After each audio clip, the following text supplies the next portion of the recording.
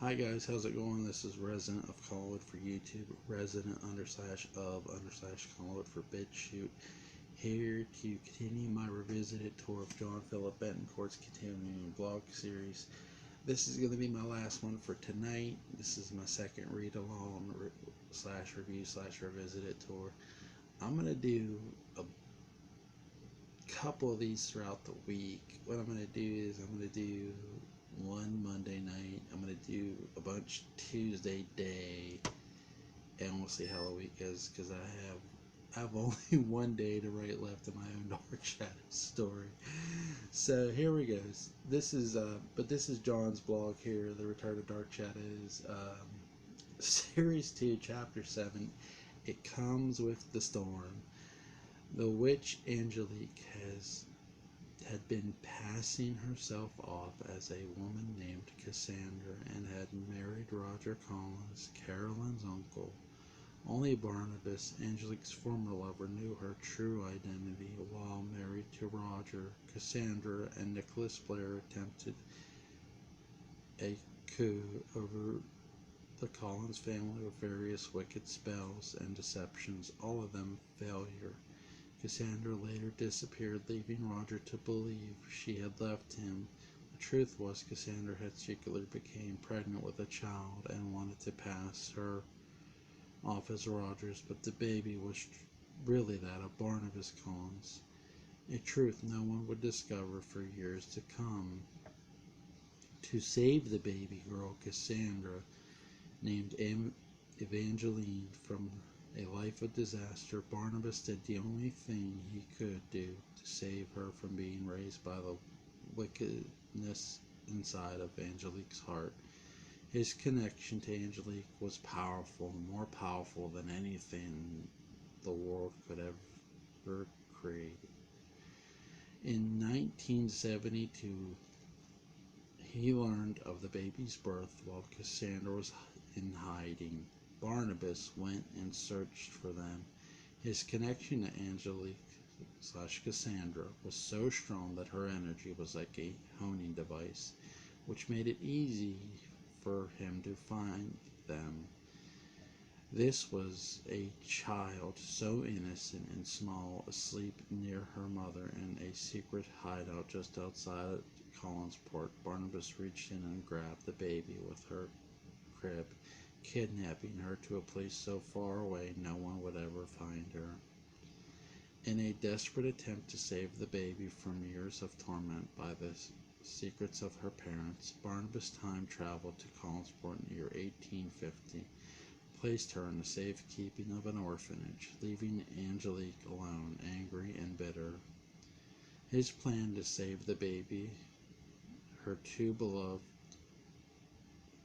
he too beloved to be Roger's daughter, backfired. Just before she died, Angelique confessed that Evangeline was really Barnabas's child, not Roger's. In his rage, Barnabas attacked and drank the blood of Angelique. A toxic bite of a vampire immediately turned Angelique to ash and left Barnabas gasping for air. Witch's blood, a vampire's ultimate poison. Just minutes after Angelique was turned to ash, Barnabas lay dying. Was the exact moment where Claudia's own time-traveling spell brought her. Colwood, 1972. A bright ball of light started to form at the edge of the room and expanded into the shape of a human figure. Barnabas, now close to death, opened his eyes with his last bits of strength and looked at the light. A small tear came to his eyes when he began to think that possibly this was somehow his way to a safe eternity away from all the darkness. But to his surprise, a figure veiled in bright light was Evangeline, his long-lost daughter, now named Claudia. Claudia emerged from the light and saw her father Barnabas laying on the floor, covered in her mother's ashes. It angered her, but she knew she could not undo that part of the past. A witch could not be brought back after the bite of a vampire. But her father was a different story. Barnabas coughed and reached out to the woman he saw come from the light. Not knowing she was his grown daughter Evangeline, he looked up at knew that his life was coming to an end and just needed a small discharge of blood. Perhaps he thought he could muster enough strength and take some from the mysterious stranger before him. Claudia knelt down near her father and stroked his hair away from his forehead. I should leave you here to die. I should sit here and watch you take your final breaths and never think twice about it for all you did. But I guess I'm different than you. I don't react on impulse, Claudia said, now standing over and walking to where the mound of her mother's ashes was. She placed her hands on the ashes and a single tear rolled down her cheek. The powerful image of her mother's remains tore her to shreds. She got up again and walked around the blue room. It really hasn't changed much over the years, Barnabas. It's relatively the same. The family, on the other hand, well, that's much different. You wouldn't recognize them if you saw them, she said, continuing her small tour of the 1972 room version of the Collinwood Blue Room. Barnabas was now blacking out, and Claudia could feel his energy fading. It was now or never. Either she would bring him back to full life or allow him to lay there and die. The decision was hers, the power was hers, but instead of feeling relief of knowing the man who destroyed her life was dying there right in front of her, she started to feel sorrow. She felt the fires of revenge eroding away inside of her. It was her father no matter what, but could she bring herself to replicate the exact spell her mother Angelique put on Barnabas that made him who he was and save his life one last time? Collinwood, present time. Alex made her way to her mother's room. Carolyn, who had just had a spat with Kimberly, was on edge. So many of things that were happening were exactly the reason she never wanted to come back to Collinwood in the first place. And now it was as if she was reliving her childhood, one tragedy after another. Alex knocked and opened the door to Carolyn's bedroom, where she found her mother looking out the window, draped with white lace curtains. Curtains that had been there since the room belonged to her mother Elizabeth. Are you okay? Alex asked as she walked in slowly. That was Christopher last night, wasn't it? Carolyn asked bluntly. Alexandra felt she had to explain everything, even though she really wasn't sure herself how Christopher transformed into the beast. Mother, I don't know how to explain it. It must have been Claudia. Must be involved. Claudia, Carolyn said, as if to say she should have known Claudia was involved. She has had control over me, too, Mother. For the last few weeks, she's been inside of me. She has to be responsible for everything. I wanted to tell you last night, but when they found Victor, I just couldn't, Alex said, confessing everything she could think of. Confessing. What do you mean she's been inside of you? Carolyn asked, concerned. She was inside of me. We were like one person. I could see everything, hear everything, but it's been Claudia all this time. She's the one who set the fire downstairs, Alex confessed. Carolyn was shocked at the power Claudia had. She had never seen anything like it before. At every horrible turn, Claudia has been there. She'll curse the day she ever set foot here. Carolyn tensed up on the thought of Claudia now free to roam around Collinwood, continuing her chaotic reign. And terrified Alex, who had seen firsthand Claudia's power. Have you told Leopold Claudia escaped? Alex asked. No, but we have to tell. He'll come up with a way to stop her. Come with me. As the two made their way down the giant oak staircase that lead to the east wing, that was still in the middle of fire damage repairs, a sudden lightning bolt lit the staircase windows above the staircase, causing a kaleidoscope of colors rain down around Alex and Carolyn. A storm was brewing above Collinsport. Just then, Leopold walked in from the old house, brushing the fresh raindrops from his shoulders. She's free, Leopold. Christopher released her, burst Carolyn from the top of the stairs. Leopold took a deep breath before answering. I know. I had an unfortunate encounter with her earlier, he said with distaste for his one-time flame from another lifetime, but she's disappeared again, and I don't sense her presence. I can tell she's gone, maybe for good. How can you be sure? Alex questioned. If she ever returns, we'll be ready for her. With every day that passes, I'm more and more in tune with my new senses. There's no way she can get around me, Leopold said, attempting to console Carolyn and Alex. Alex was also getting used to the new senses she acquired as a result of being possessed by Claudia for some time. She feared the rest of the family knew they wouldn't understand. So for now, only Caleb who knew, and that's how Alex intended on keeping it. Christopher woke inside a candlelit room on a makeshift bed alone in the old house. He was thirsty and his muscles and bones ached from top to bottom. He stretched and tried to ease the aches. He noticed that there were fresh clothes folded on a small chair next to the bed. He walked over to the chair.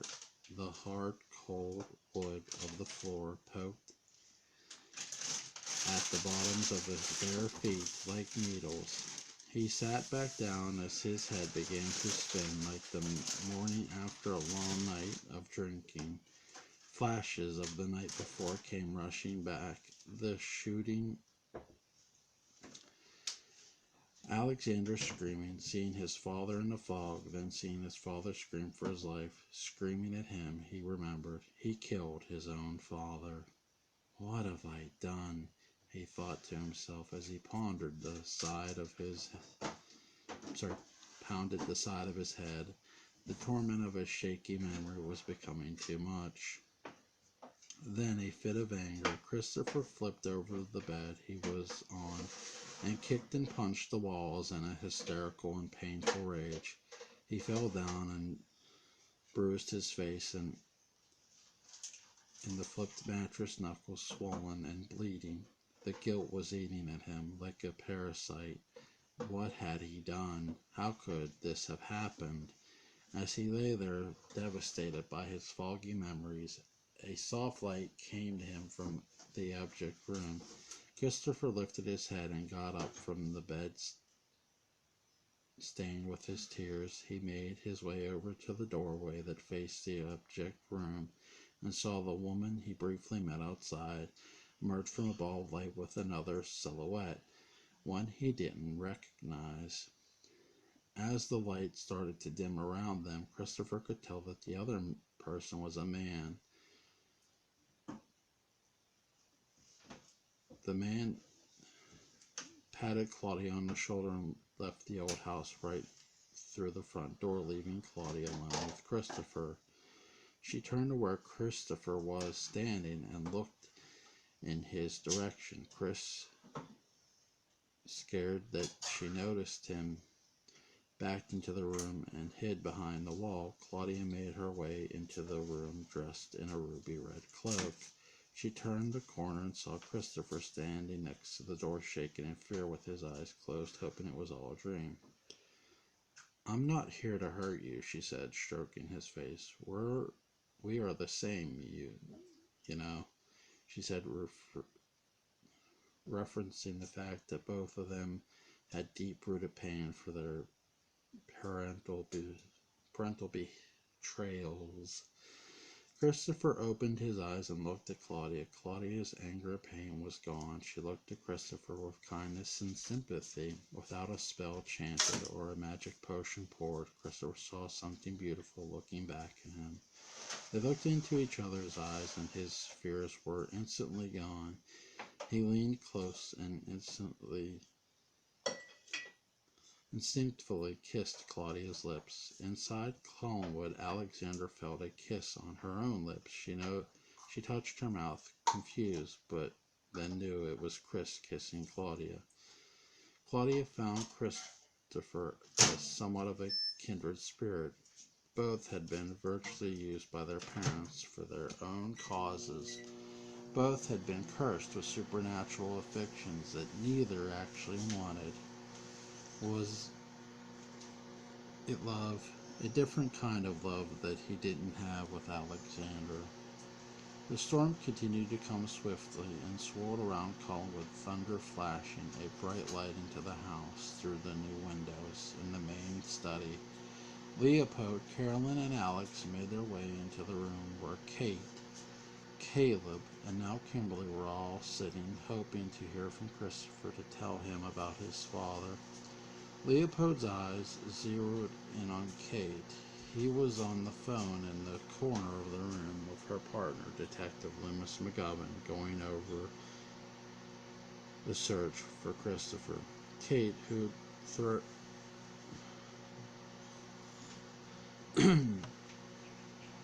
whose threatening questions about the dead man Leopold had passed off Jack,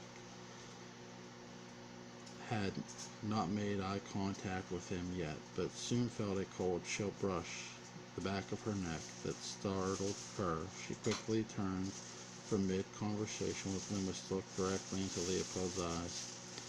Kate, hey, Kate, you still there? Loomis said from his end of the phone. Yeah, I'm here, sorry. Listen, we haven't heard from Chris Reed yet, either. But as soon as we do, I'll let you know.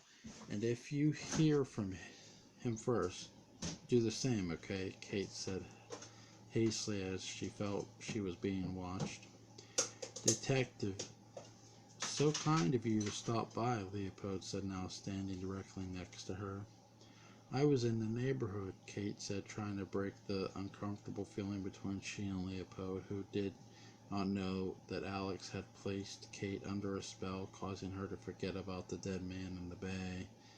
As Leopold stepped closer, he could tell there was something different about Kat. She seemed less confident and more nervous around him. The negative vibrations he once received from her had softened. It was all due to Alex's spell, a spell that made her forget her mistrust of Leopold. But the vampire still had his misgivings about the good detective. Outside, the storm raged inside the Collinwood mansion. The atmosphere was just as turbulent. Kate made her way away from Leopold. He made her feel like he was a tiger ready to pounce. She went over to Caleb and grabbed his hand. The fear she was now feeling was a common side effect of overstaying your welcome at Collinwood. The energy in the room continued to match the electric weather outside, thanks to the tumultuous events of the night before Victor's death. Tumultuous. Christopher's disappearance mixed with the dangers of Claudia escaping the sarcophagus and running around Collinsport.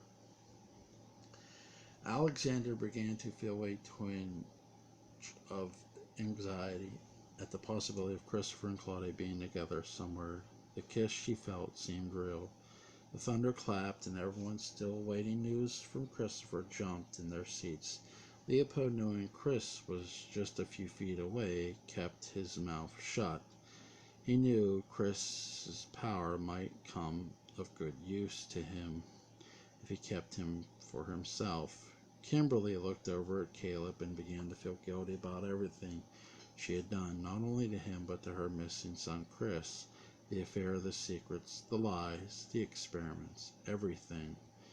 She went over and sat next to Caleb. "Don't worry, we'll find him," Caleb said calmly to his mother.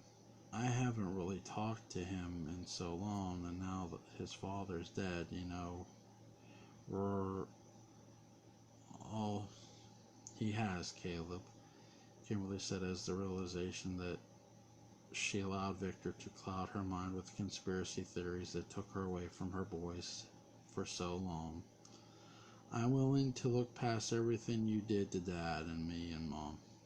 I think it would be a good time to start fresh once we find Chris. We'll start fresh," Caleb said, wiping a tear from Kimberly's face. "I'd like that," Kimberly replied. Seeing that things were getting calmer, Kate decided it was time for her to make her way back to the police station. "I'd better get going. Caleb, please give me a call if you hear anything from Chris. We need to know if he's safe. If he's not, I'll officially mark him as a missing person, and we'll start a search party," she said as she kissed Caleb on the cheek and excused herself. As Detective Benny made her way to the door, the thunder of the lightning clapped loud, shaking the house. The electricity went out, and the family was left in the dark. Carolyn and Alexander scattered to light the candles all over the room when they all heard the front door swing open and hit the wall in a large bang. "Claudia?" Alex whispered to her mother in a terrified voice. But the footsteps were coming closer and closer to the room, were heavier than those of a woman like Claudia would make. The sound of thick boots and a cane knocked on the foyer that was blanketed in darkness from the lack of light. Leopold began to sniff the air, a smell he found very familiar, the smell of the immortal, smell of a man from another time and another place, a man like him with a lust for blood. The candlelight was dim and flickered an orange glow around the room, but it was clear. There was now a man standing in the blackened foyer just outside the room. The family was in. Kimberly quaked and shivered with fear and grabbed Caleb's hand. Who was this stranger, she thought. Alex buried her face in her mother's back, thinking it could be Claudia. The thunder rolled again and flashed a bright light for a split second, illuminating the entire room. It was like the air was sucked out of the room, and in the split second the bright light, Carolyn squinted and gasped in shock at who she saw standing dead center in the doorway in a pool of rain. While it dripped from his coat and boots, she whispered the name of a man very familiar to the walls of Collinwood, a name so infamous the entire town of Collinsport trembled. Barnabas. So, again, Barnabas is now here, going back in time. You had Claudia go back. This is the daughter of Angelique, the daughter of Barnabas. She thought she wanted to just watch her father die, and this is where I think Claudia really comes to a realization point. The realization is this: I don't have my mother. I can't bring her back, even though I have these powers. But I can fix my father. So, you know what? He's my dad. And I think she, obviously we know Claudia and Barnabas are going to talk, and there's going to be this whole thing with them. But Claudia really, I do think, isn't sure what she wants to do with Barnabas. She does, but she knows she wants him around. And we know later on what goes on, but the way this gets done is so nicely set up. This is what I mean. Patience, with any story, patience is always hard. And being patient on reeling a character like Barnabas when you have a vampire and a werewolf already, adding another vampire to the mix, there's nothing wrong with that at all. especially when you could have Barnabas Collins. And I think that's something that was so well done here with this series. You know, was it the only thing well done? No, I've touched on that obviously. With this, here's what I'll say.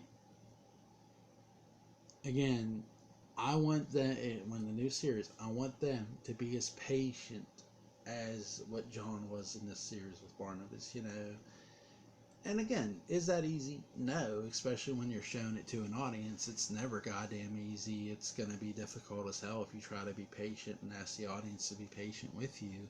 But in the same sense, that's what this blog asks, and it does it very well. It keeps you entertained with the new characters, plus Carolyn, the old one. It mentions the old ones. It mentions Barnabas. And when you get the backstory of Claudia through Barnabas, to me, that's not an introduction of Barnabas. That's more you're hearing the story sort of through Barnabas more than anything else. Here is your introduction to Barnabas. And Claudia knew where to go because of being in Alexander's body. And I like the fact we knew there was a love triangle between Chris, Claudia, and Alexander.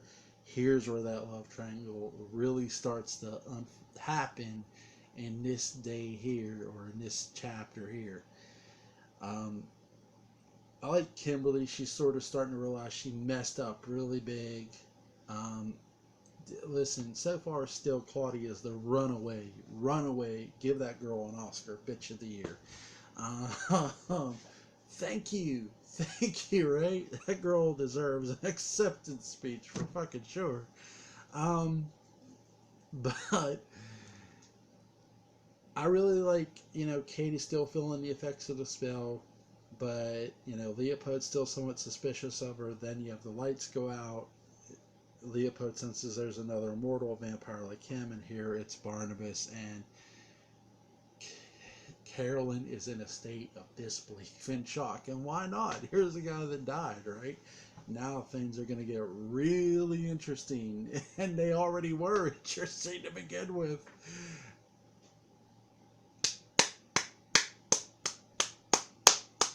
Bravo, sir.